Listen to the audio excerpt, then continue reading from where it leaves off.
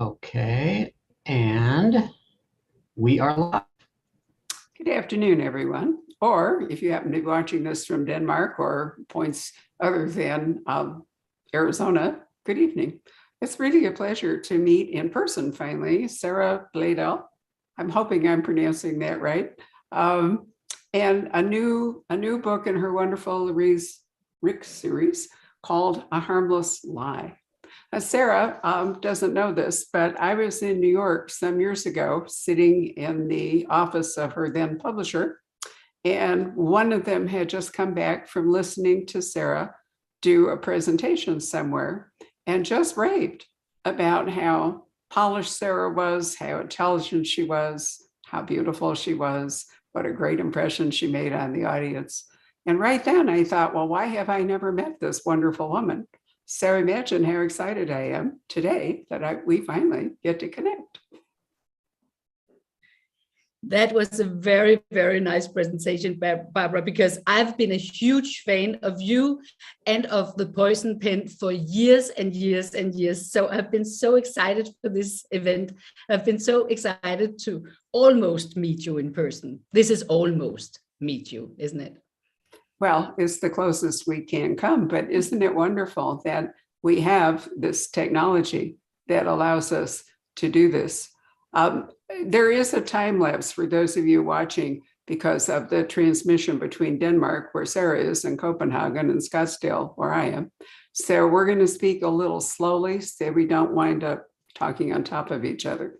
Anyway, let me say that Sara has been voted the most popular author in Denmark at least 4 times. She's the #1 bestseller there, where she is referred to as the Queen of Crime. That's so neat. Agatha Christie always sort of cops that for Britain, but are you delighted to be the Queen of Crime in Denmark?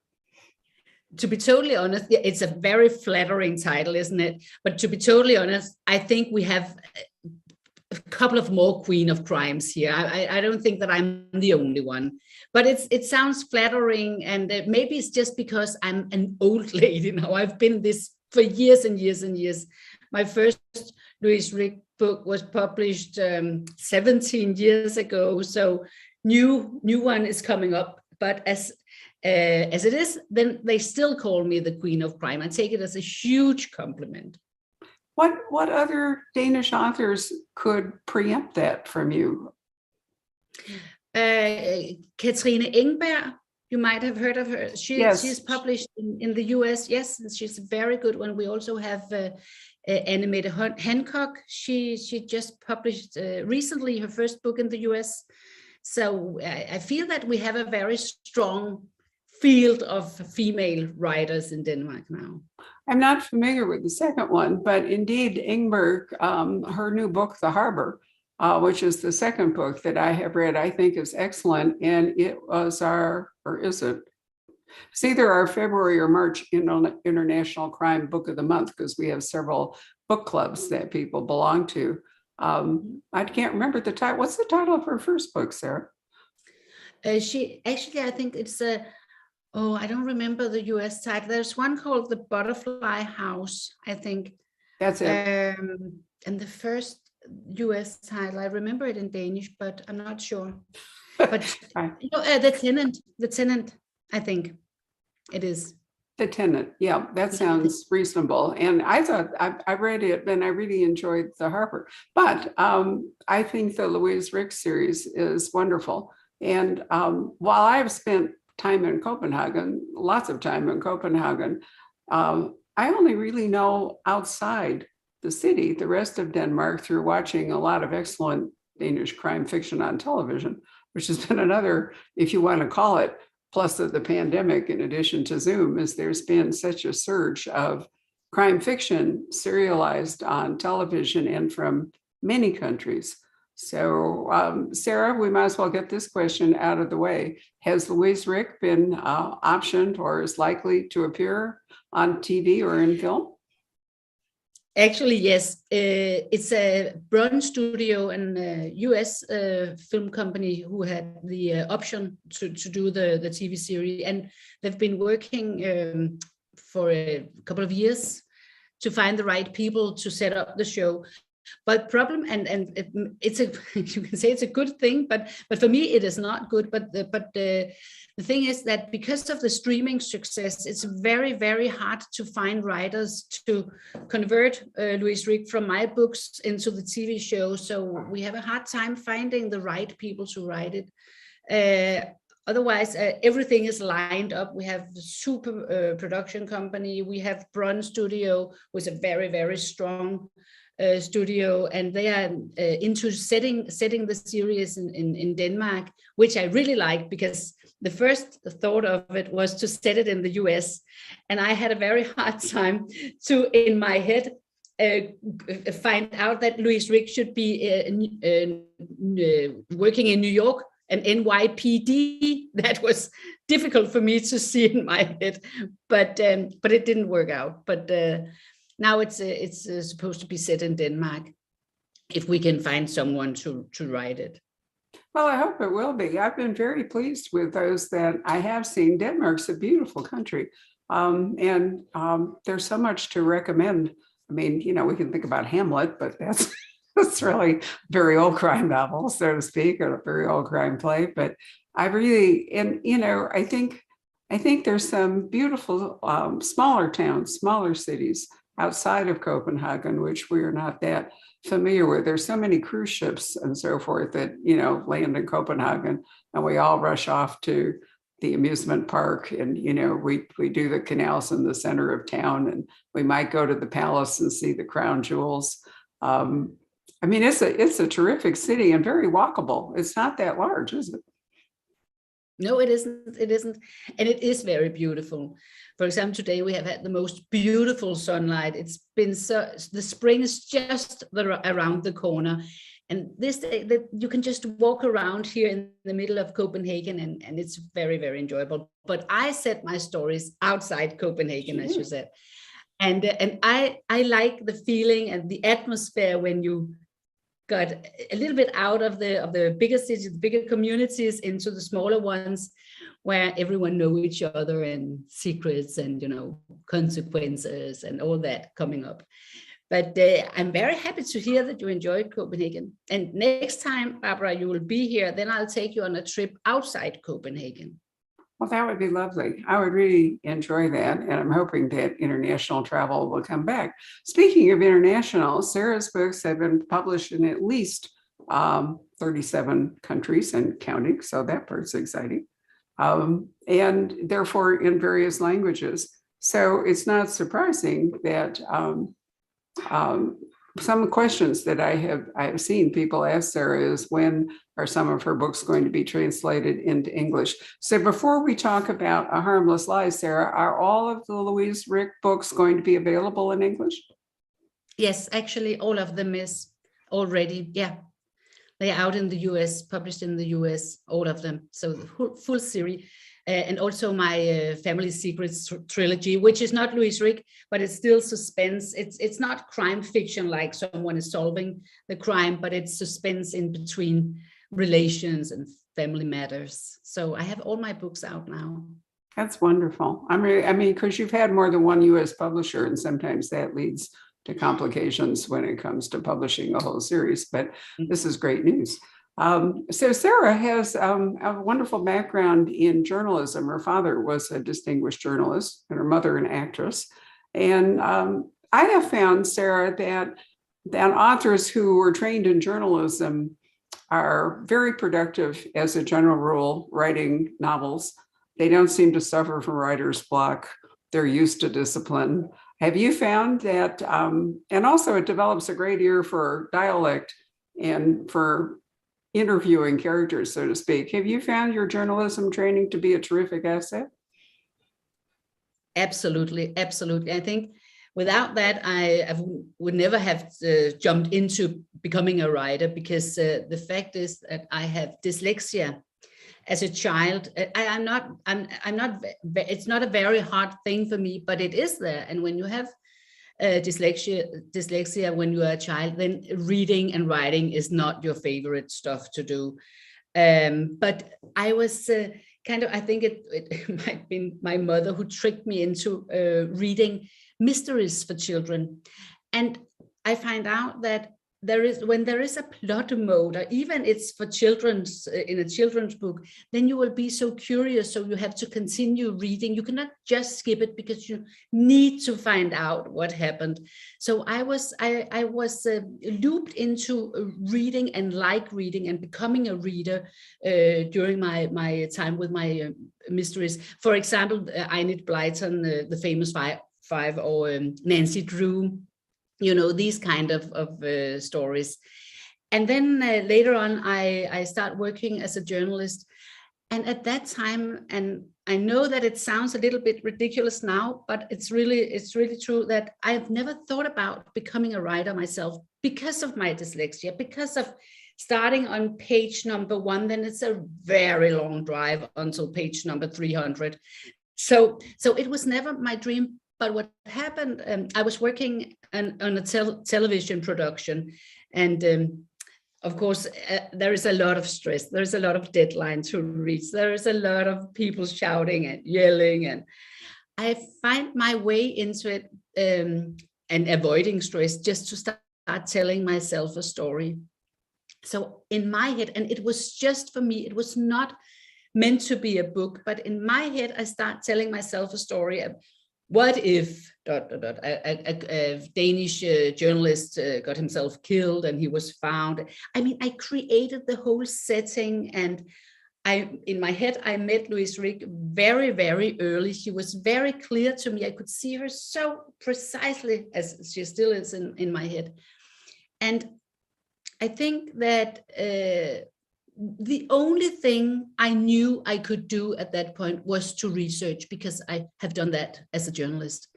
So the only reason I was brave enough to jump into the book was because I knew that I could do my research. I could set the scene. I could call people. I could ask them. But for 3 or 4 months, it was just a game going on in my head. And I didn't see it coming. It sounds ridiculous now because I'm writing on number 12 in the series, but it was really, I didn't see it coming. But I wrote at that time, it was in 2003, I wrote an old school letter to the former chef of the homicide department in Copenhagen, asking him if it was possible for me to come and just see the surroundings. Where will you put your bicycle if you ride? Barbara, everyone in Denmark rides bicycle. So where will you put your bicycle when you take it to work? Is it in the front of the police station or in the back? I mean, details that is just everyday life, not specific investigation things I could ask him. It was just the normal life if you work at the Copenhagen Police Department station. But what I did not count on was that he called me the next day. He said, wow, that sounds really interesting. Why don't you come in for a cup of coffee? And at that second minute, I knew that now it's not just in my head. Now I have to, now it's research. Now I'm researching for my first book. I couldn't just come in there and, drink the coffee and then say, I don't know about the book. Maybe it's just fun, because now the door was open for me. So it was a huge opportunity and such enormously help. And that is the thing and the fact. I do a lot when I start a new book up. I do a lot of research, and it's not just to show people that I'm able to do it. It's actually because I know it's the only thing that I'm really good at. Well, and you also committed yourself, which I think is important. Many people think, that they could write a book, but you actually do have to make the commitment and follow through on it. I did see that somebody asked you if you suffered from writer's block, and I really liked your response, which is relevant to what Sara has just said. She said, I think she doesn't suffer from writer's block because she does not start writing before. I am so super curious about the story, and I have so much of the plot in my head. So when I begin to write, it's more like a movie that goes on in my head, and I just need to follow it. Now, is that still true of your creative process? It is. I have been in the situation where I didn't know what my next story would be. I mean, I was like, oh, I want it. It was after book number 2 in Denmark. Book number 2 was my breakthrough, you can say. It was my way into knowing that this is serious. I can do something with this. And then I skipped my job at the television production company, and I realized that I didn't have a new idea. I didn't have anything in my head that I could use. And that was actually the only thing, only time where I had the feeling that maybe I wasn't able to come up with a new story. But you're totally right. The thing is that I never search for the story. I mean, I wait. It's better for me just to wait and say, okay, maybe it will not come, but then something will come. Something. Maybe something I read, something people say, something I hear, whatever it might be. And it can start up very slowly, or I can have the full idea almost from the beginning. But I'm not the type. It does not work for me to sit down and force the idea to come to me. It doesn't work like that for me. I need to have a few things that got me curious and then start digging into it. So I've never been in the situation yet, where I've been sitting and said, okay, I cannot write anything. It's not coming to me because I'm just trying to avoid the situation. Well, I do think, again, your journalism background has to be a huge help there, because you were going out in search of a story, and you had to develop it. You had to talk to people. You had to do all those things that reporters do. So, and the fact that you are visual, I think, is a big help. Now, we're going to talk about it. It's a long way around to getting to A Harmless Lie, but since we haven't talked to Sara, I thought we should have some background. A Harmless Lie is a book that stands by itself. The solution to the crime and so forth is all contained.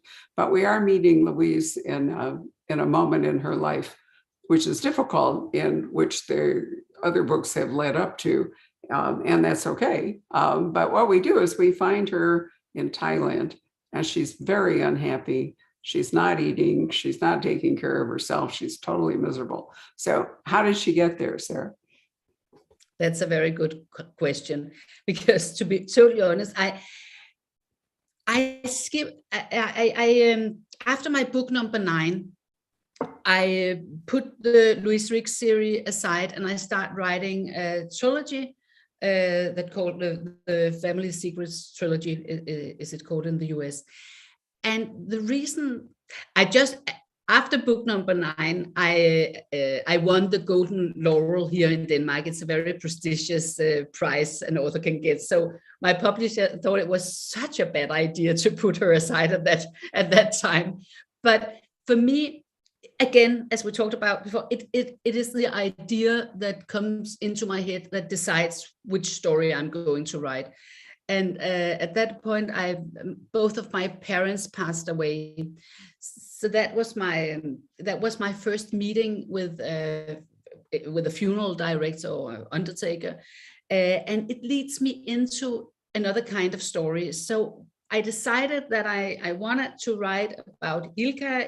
The story is set in Racine, Wisconsin, and for me it was the right story to write at that moment. Therefore, at the end of book number 9, I decided that I will place Louise Rick in a good situation where if the right story came up in my head, I could take her back. Otherwise, it was okay. I mean, I gave her a very, very handsome boyfriend, and sent her out on a wonderful trip for 5 months with the boyfriend and her foster son. And I placed her on a beach in Mexico with a cold beer and tons of time. And when I finished up the third book in the trilogy, I was living in New York, and the feeling of writing suspense where it's between relations and the choices you make and all the consequences it will bring into the family for other people in the family. It made me so curious. So one evening in New York, I was my son at that time, he went to a film school in New York, and he came back. I think it was around 7 or something. And the minute he stepped in the door, in the door, I said, "Quiet, quiet." That is not the normal way I talk to him when he's coming back from something. But at that time, the idea for this A Harmless Lie was started popping up in my head. I knew that I wanted to bring Louise back in the story, but as a private person, not as a police investigator, not as a professional. And that was inspired about from my trilogy. I want to set her in the situation where consequences and decisions and normal life had an impact on what happened for her and the story. And I was so curious to see her in that situation, because she'd always been working when I've been writing about her. She'd always been in lead of for example, a homicide investigation or the missing persons department in Copenhagen. And that was a side of her that really makes me curious. So I took all the good stuff away from her story, but I did that and placed her not in Mexico, but on a beach in Thailand. And you're totally right. It's not her golden moment. Let us just call it that.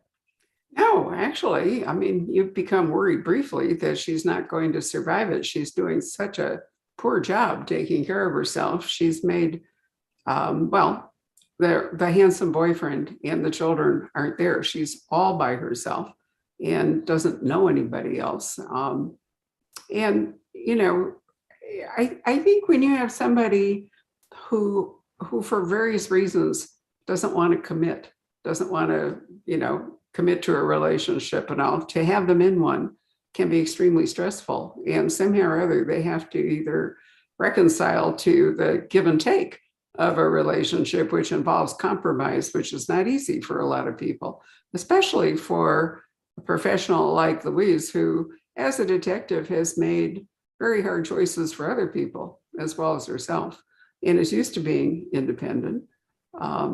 It's an aside. There's been some interesting articles recently about Sweden, about women who theoretically have much more autonomy, much more respect, whatever it is, in Sweden. But there's a whole Me Too case that has just come up where a woman who actually has tried to out a powerful man in Sweden and herself has now found herself the subject of arrest or at least a court case for libel, because the power dynamic is very bad. And we also saw that in the Nobel Committee thing that blew up there. So, it's not easy to be an independent career person in a society in transition. So how is it in Denmark? Is it realistic to think that Louise is in fact a really autonomous person? We have had a huge Me Too movement also on television and politics and a lot of places. And I haven't thought about it when I'm writing my books, where she is regarding to that. I mean, if she have been infected, or if she has been in situation where it has, made it difficult for her. I haven't thought about that when I have done my writing yet, but maybe it will come because it's all over. At the same time, the truth is that I haven't been involved in these kind of cases, and I've been working as a journalist since the middle of the 90s. So, I should have been in the middle of it. And it's a tough one to talk about, because I'm totally sure that it is going on big time. And I'm totally sure that it has been going on big time. But I also know that I haven't seen it, and maybe that's weird. Maybe I'm blind, and maybe I'm just too busy doing my own things. I've been talking, of course, with a lot of my friends about it. And the situation is, if you have been witness to it, you know exactly what to look for, and you know how horrible it's been for the people who have been involved. And if you haven't, then it's a little more hard to understand what was going on back then. So I do not have my own experience to write about if I wanted to put it into Louise Rick and into the books. And what I normally do, of course not all the time, is when I go into private matters, is to look into myself and to pick something that I have witnessed or been into or remember. For example, going back to the teenage years and how was it back then. So I haven't used it because I haven't experienced myself. Well, nor have I, which I feel very fortunate about. In fact, some of my male staff might say that it works the other way at the Poison Pen, because I'm such a powerful personality. But what I was really thinking is that Louise in her professional life has obviously done well.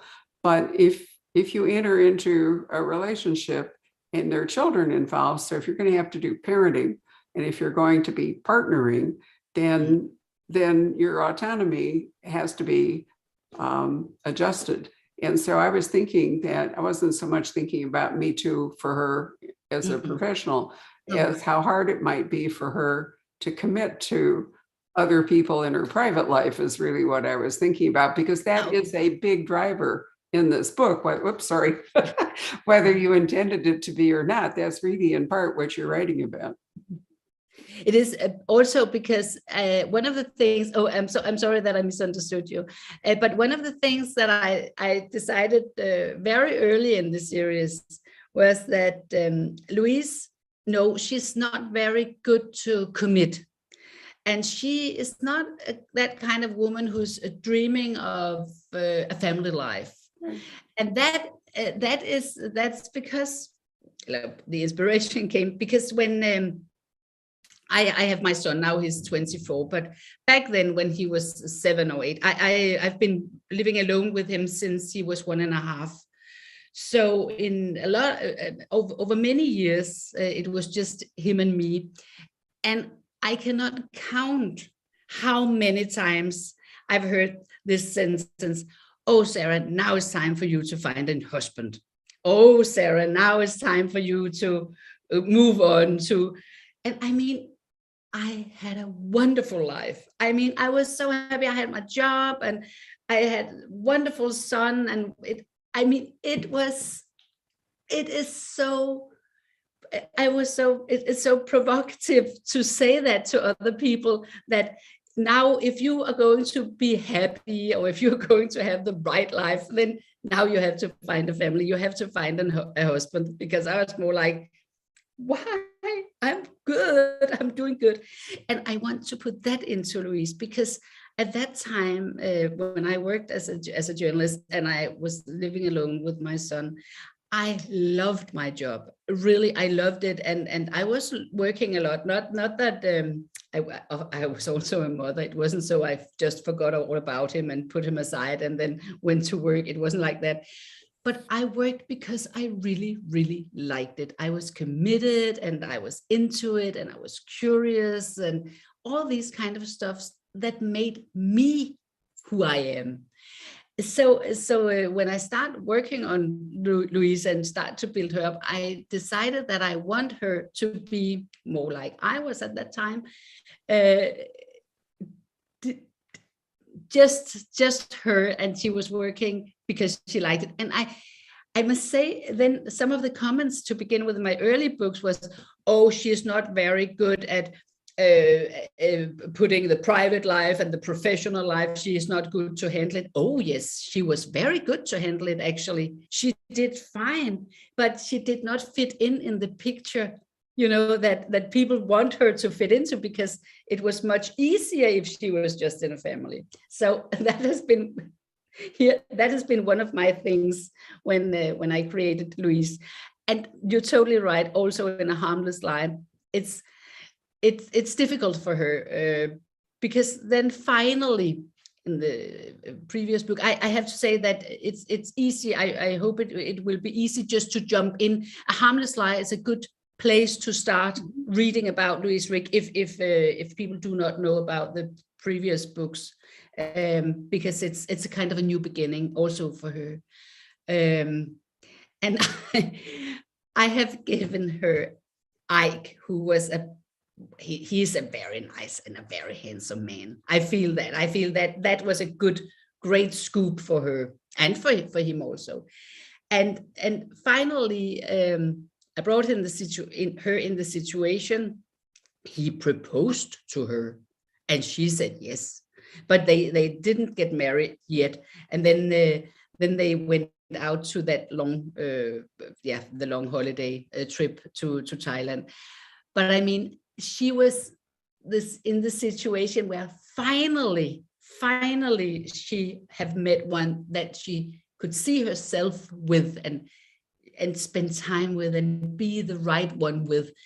And then during the trip, he decided that maybe it was a little bit too early it was a little bit too early to marry it, and it was maybe he wasn't ready. And I mean, that was totally a wrong approach to Louise.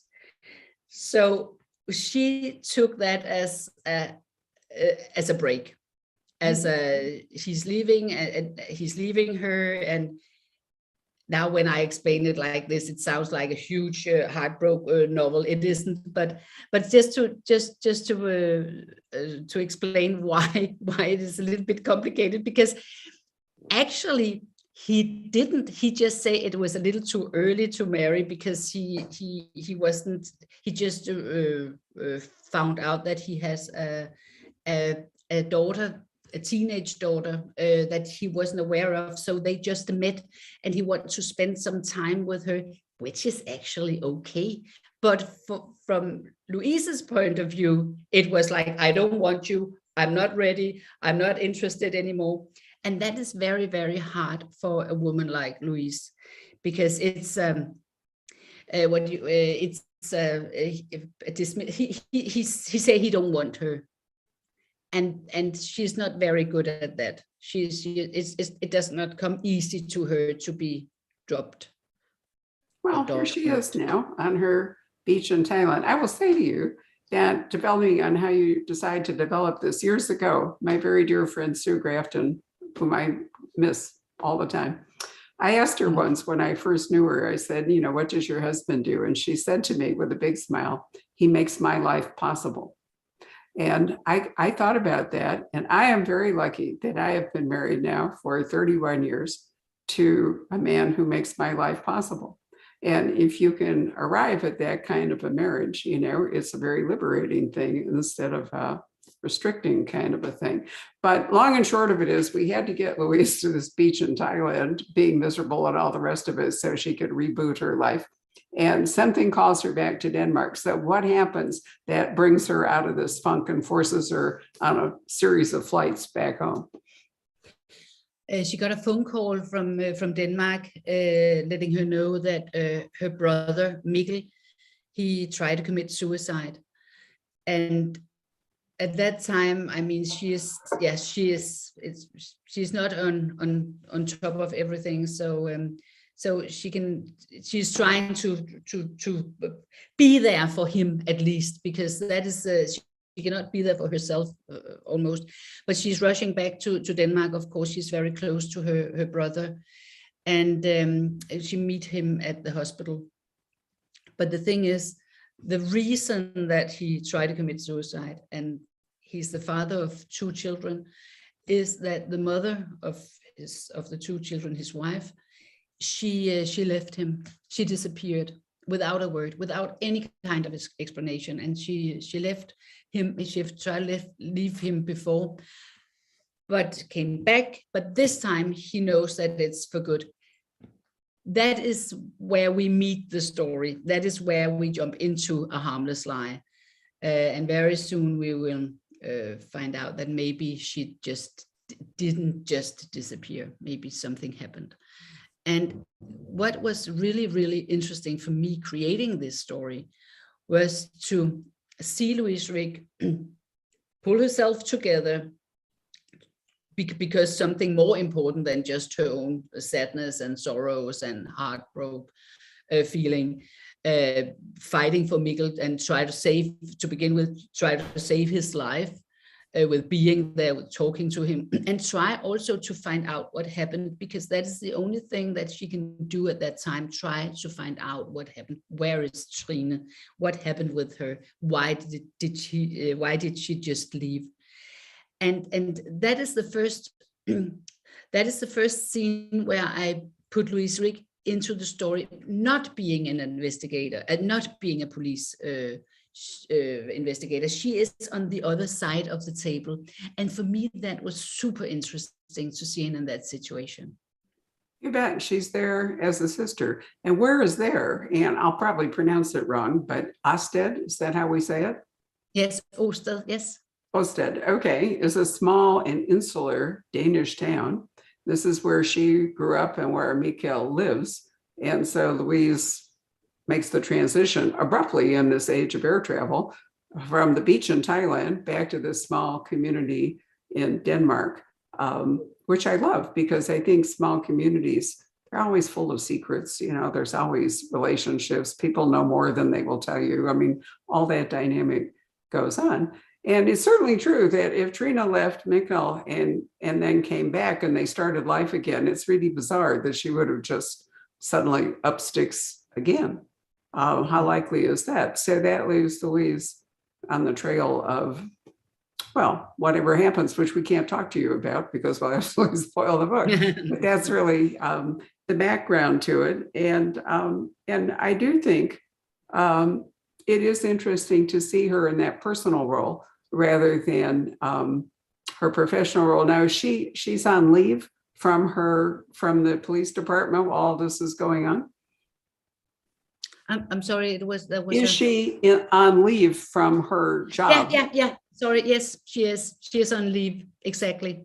Right. And so she's not planning on. She didn't resign. She was on leave from the vacation, and when she comes back to Denmark, she doesn't have to step right back into her job. Exactly. No, she have a couple of more months on her leave, and the thing is, I grew up very close to Osted, and the whole setting there that I use in the book is the place where I lived when I was a teenager. So for me, it's also filled up with things that I remember, and it's places I know very well. And as you say, it's all the small communities and the secrets, and there is something is happening when people know each other, where you have the feeling that everyone know each other, not just because you know each other's secrets or what they're good at or better, but it's also something about having excuses for behavior when you know people very well. That was the feeling I had when I grew up, because there's always an explanation for, oh, you know, he is always doing that when he's getting a little drunk, or he don't want to harm anyone, or yes, maybe she's gossip around about people, but she mean no harm. I mean, there's always explanations, and of course there is always a lot of people who talks when people know each other and have opinion about each other, and I find it so fascinating to write about. So I think in this country we have a tendency to lump Sweden, Norway, Denmark, there's been occasional Finland, but fairly rare, together and call it either Nordic noir or Scandi noir, whatever it is. But how do you think that Danish crime fiction differentiates from, let's say, Swedish crime fiction? Are there different factors at play? Do you think of them differently? I feel that they are a step ahead of us. Point one, because they have north of Sweden is so exotic. I mean, it's with Northern Light. It's a lot of ice and snow. It's super, super cold in the winter and super dark. I mean, there are so many things they can use in the crime novels. We do not have that. We have a lot of rain. You know that because you've been here. But I think what's Nordic noir and Scandinavian noir is doing is that we create protagonists and characters in the books that is not just professionals, but also, I mean, just humans, and they have a private life. But it's wrong now. That was a thing you could say years ago, because that was more Scandinavian at that time. You will also know that because you're so into crime fiction. But I think that there's a lot of people, a lot of authors do that now. I mean, I don't think that it's just Scandinavian. So now more the setting is, you can also say when you go back to Sjöwall and Valö, it was there was social topics in the Scandinavian crime fiction. It was a common thing to put more social topics in and have a point a finger of some social things. I don't think that it's a thing anymore. Some of the books will have topics. Some of mine books do have topics like social topics, but it's not a definition anymore, I think. Well, that's certainly true that there have been social issues. And also there seems to be a remarkable number of cults that are scattered, at least throughout Sweden, because there are quite a few crime fiction novels set in Scandinavia that involve small communities or religious cults and so forth. Now, I am fortunate that I have been to Lapland. I have been to Sweden. I've traveled all around Norway. I've gone as far, well, actually, I've gone all the way around to Russia, Longyearbyen, Svalbard, and all the rest of it. And I particularly love Narvik. Done it by train, done it by boat, the whole bit. And then I've spent time in Denmark. And to me, they are very different countries. And so that's why I asked the question, because I do feel that lots of Americans sort of think of them as one, they're all blended together. And, it's the Scandinavian crime wave, as we used to call it. Henning Mankell had a lot to do with publishing it. With popularizing it. You're right that Valu, I can't pronounce the Swedish names, were pioneers in all of that. There have been some very popular Norwegian crime novelists like Karen Fossum, so forth. And there's been a lot of television for people who watch crime fiction on television. One of the best things I've watched, I can't remember the name of it at all, was set in Finland and involved a Russian. So they kind of went, which would not work out well today. We're going back and forth from St. Petersburg to Helsinki, I think it was. Wonderful series. Now, oddly enough, Iceland doesn't seem to fall into that. Iceland seems to be a niche of its very own, rather than part of the 3 or 4 countries we think of as Scandinavian. And I'm not sure why. Do you have a thought about that? I only have I love Icelandic crime fiction because I love the atmosphere and the settings, because it is so different from what we can come up with. And also just the fact that on Iceland, there's not many people. So, it's always like, who do you want to kill next? Because you have killed all of them already. So for me, crime fiction set in these Scandinavian countries is also very much about the atmosphere and the setting and the possibility to go into areas and things that you haven't seen before. I really, really like it. So setting in, for example, Iceland, I find it super cool because it's so different. And also it's also a different kind of crimes you can come up with when you write a crime fiction in Iceland, because they do not have mass murders. They do not have, there's things that just don't fit. It will be the same in Denmark. It's not, I could not have we could not create for example, a Karin Slaughter thriller here in Copenhagen, because you wouldn't believe it. It would be too much and too rough and too tough, and it has to be also possible. And you have to use the people and the setting that makes it reliable that this could go on here.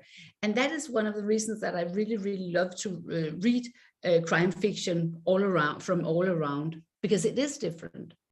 It is. It's a wonderful way to tour the world and to see new societies. We had the pleasure of doing an interview with the First Lady of Iceland in February in a wonderful book she wrote about the sprekar, which is a particularly great Icelandic word. But a lot of what she was talking about is the role of women in Iceland. And it's a biography of herself because she's actually an immigrant to Iceland. She's Canadian and met her husband at Oxford, and they became kind of a surprise president and first lady after the financial crisis. But in Iceland, you can have crime fiction powered by isolation and loneliness in a way that in a much more populated country like Denmark or Sweden just would not work out. Anyway, you know what? I think we should call Patrick up. I love summoning him up out of this. It's so much fun. Very Shakespearean. Come join us, Patrick. Do we have any questions, or are there comments that you would like to make to Sara? Sure. Let's see. There's a couple of good questions that have come in. And let's see, Sue has a question about your writing process. And of course, people are endlessly interested in how different writers make it work. Are you a plotter, or do you kind of wing it, as it were, without an outline? I am absolutely a plotter. And I did not do that to begin with. I was more just going with the flow, having an idea. I know how I would start the story, and I know also almost how I will end it. And I always know who is the who did it and why. But now I'm a totally plotter. I mean, you should see my desk when I'm writing on a new book. I love building up the story, and I love putting up I have cards, and I can show you actually. Here is some of the cards on my desk right now. It is a mess. It looks like I don't know what, and I can barely read my own handwriting.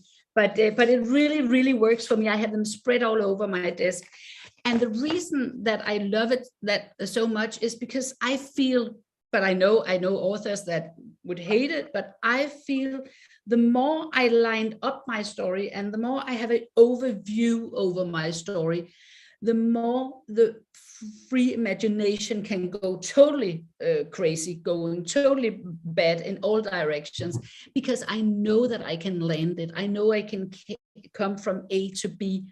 So it gives me a lot of energy that I could put into, for example, Louise Rick and Camilla Lind, if I know that I have it under control. So I am a plotter, but when it comes to writing routines, I am so boring.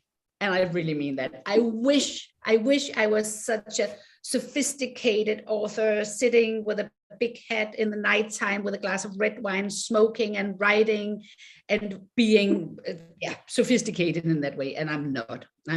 That's a very romantic way of looking at it, right? It's more. It is, isn't it? It's more of just sitting down and getting the job done, right? Yeah, that's me. I'm sitting down and getting my job done. And I'm sitting here at my desk from around 10 in the morning. And then, so 3 or 4 writing. That's it. That's a very civilized schedule. You start at 10 a.m. I like it.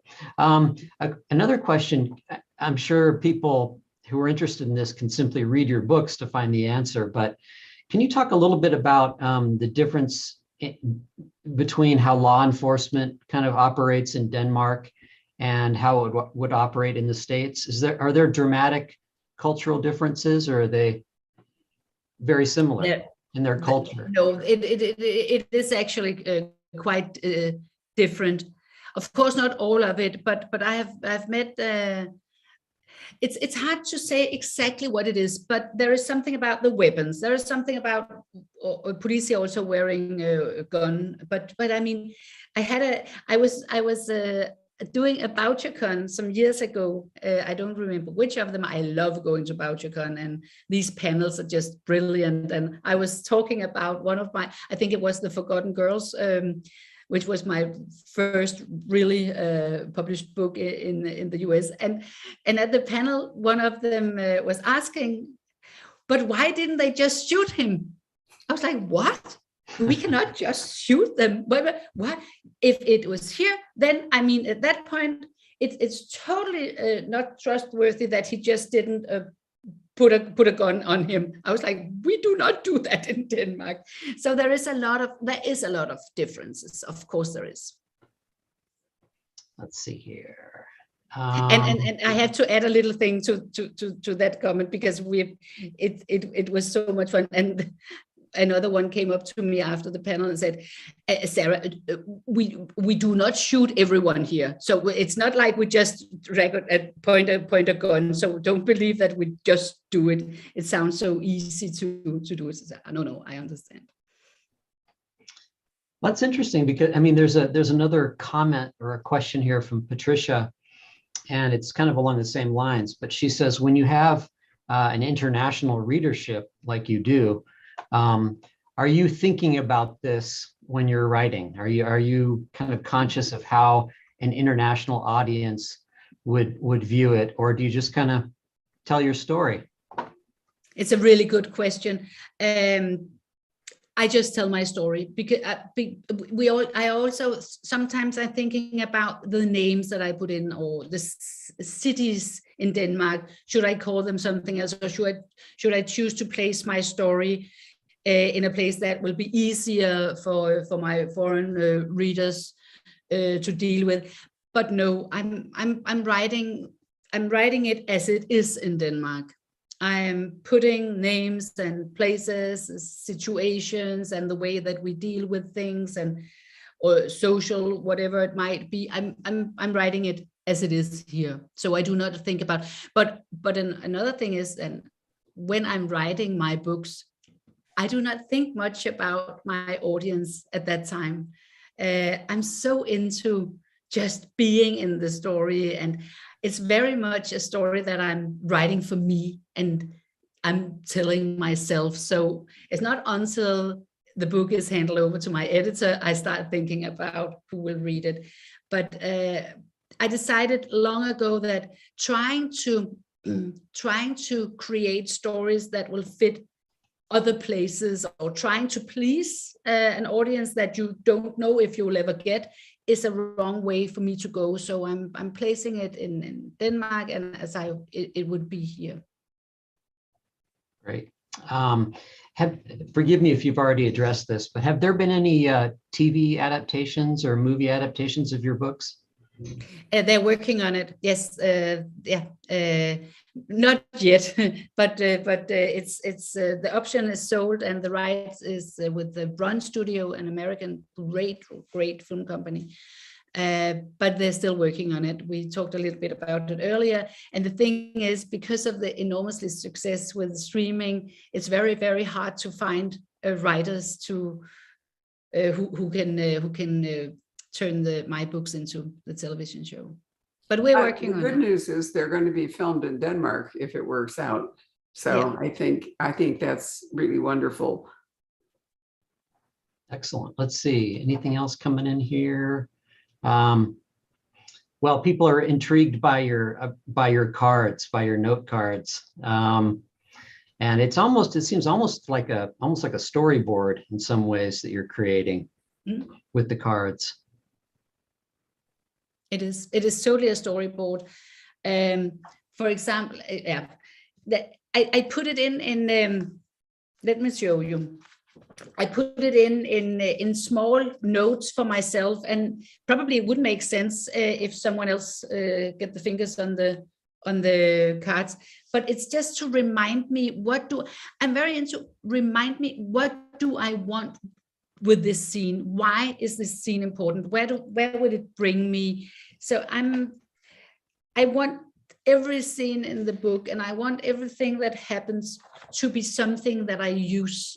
So when I start a new chapter, I want to know for me, what do I want to tell you? What do I want to lack of information here? What kind of dialogue do I want here? But it's not specific what is in the scene. This is just guidelines for me to, what do I want to do with this specific scene? Gotcha. Does it make sense? Yeah, absolutely. Yeah. And it looks like they're color coded too in some cases. Mm.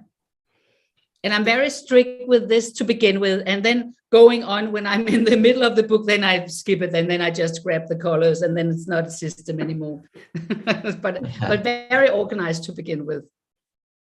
Sure, that the flow of the story exerts its own grip after you really get going. And then, of course, there's always revision. It's important to remember that a first draft is a first draft. And once the story is laid out, a lot of times the real work starts in revising it.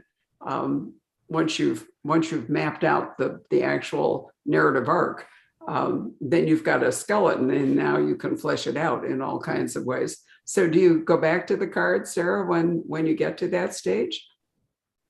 I do. Yes, I actually do. But as you say, something can also happen under the way when I'm writing. And for me, it's more like keeping track on what is going on, and do I have this in the beginning? I mean, so it's also a little bit of reminder to myself. But I do that after I've been writing my first draft. Then I go back, because I do not feel that I know all the characters to begin with. I mean, I have to spend time with them. I have to write about them. I have to put them in all these situations. And when I finish my first draft, then I go back, and now I know them. So now it can be just few adjustments. It can be just another way they talk or they react in specific situations. But then I put the real them into the characters. It does not come for me when I'm doing my first draft. I had to get to know them. Oh, it makes a lot of sense. It really does.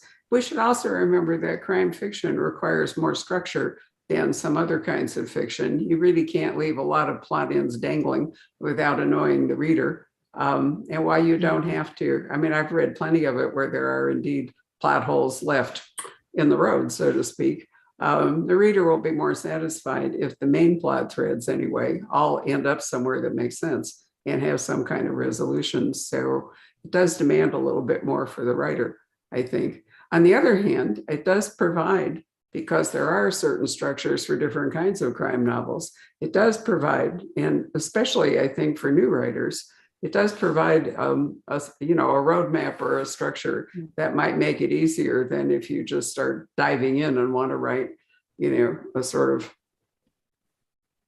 just a story. So I've talked to a lot of people who start with crime fiction and they can move on from it, but many of them stay because they like the structure. It's a wonderfully fluid genre, and there are like a zillion different kinds of it, all kinds of genres. The question I'm most frequently asked is what's going to be the next big thing, as though we can predict. Right now, we're moving towards the Gothic and some various adaptations of Agatha Christie. We're also getting an Australian crime wave, which to some degree is pushing the Scandinavian slightly aside while everybody's falling in love with Down Under, New Zealand and Australia. So, there are waves that come and go, which make it all fascinating. So, Patrick, are there any other questions? Or shall we thank Sarah for this wonderful hour with her? Let's see. It looks like that is just about it. Perfect. Well, one last question. Sarah, can you talk a little bit about who some of your favorite writers are? I have a bunch of favorite writers, but it's not a secret. I'm a huge Karen Slaughter fan. And when I lived in the US, I become very, very fond of Alifa Berg and Lisa Unger and Kate White. I mean, these female writers, I find them really good, and they are also published here in Denmark. And I'm also a huge Michael Connelly fan. I've been that for years and years and years. And then I really feel that I recently met a new Finnish author from Finland called Max Sieg, crime fiction author. And I really enjoyed his book too. I mean, so for me, having favorite authors it depends also about the mood that you are in. Sometimes I'm in the mood for an American crime fiction, and sometimes from Sweden. I'm also a huge Camilla Läckberg fan. I mean, there's so many brilliant authors. There's great authors in the UK. There's brilliant authors in Iceland, but it's very much about, for me, it is very much about my mood, what I'm into, if I'm reading, Icelandic or American. I'm really glad you mentioned Max Seek, because I've left Finland out of this because I overlooked that. There was a wonderful American author who lived in Finland for years and started out and wrote 2 or 3 fabulous books, and then tragically died of cancer very young. And I can't remember his name, but I love those books. James Thompson? Might have been something like that. Finland is a fascinating country, and I'm glad that, we're seeing a bit more of that. But the Max Seek books, I think there are 2 here in the States. I don't think we've gotten to 3 yet. And there's a new author named Camilla Sten, who I think is Swedish, although I might be wrong there. Sten, another new Scandinavian author. So one of the great things about it is we keep getting new people bubbling up, which is great. Saras, what a pleasure it's been to finally get to spend actual time with you. Thank you very, very much. We're big Karen Slaughter fans too, so we'll try to work something out at once. So maybe we can all talk together. Meantime, A Harmless Lie, as Sarah has pointed out, is a place where you can jump into the Louise Rick series, and we've given you some background here. And it's a good place because, as Sarah said, she's transitioning, or not transitioning, she's kind of rebooting her life. And I'm already curious to see what's going to happen to her next. So I certainly hope Sarah's going to tell us. Is there, in fact, a new Louise Rick book coming? There is one, and as you will find out at the end of A Harmless Lie, she's very keen to start a new unit, a new task force called P13, which can investigate all over Denmark. And just a little, it isn't a spoiler, just a little teaser. She will be in charge of that, so she is very much back on her feet again. Wonderful. Well, on that cheerful note, let me wish everyone good evening to you, Sarah. Good afternoon, everybody. Thank you for spending time with us. Bye.